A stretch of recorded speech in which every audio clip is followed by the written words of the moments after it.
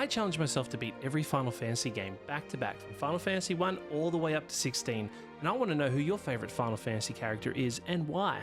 And this is... So after the dumb, stupid dragon Sildra decides to go back into the ocean to die, Faris is quite sad, but we decide to move on and start investigating the meteor.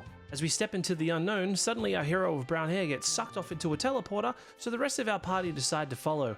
Suddenly Galuf gets a familiar memory, but we're not going to focus on that right now until the game decides to start telling us a story halfway through the game.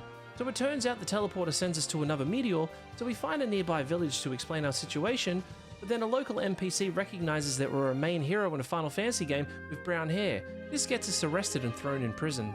Expecting this to be the end of the game and the credits start rolling, suddenly the wall of our cell explodes in a fiery passion and we're greeted by an old man.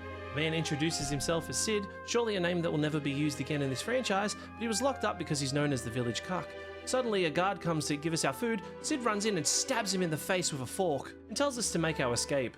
We don't really want to be part of murder, so we decide to take our leave and occupy a nearby ship, but it turns out Sid had the same idea. Sid then explained that this is the Queen's ship and she's located in the engine room along with the fire crystal, and if we want to get revenge, she's the reason why we were thrown in prison for having brown hair.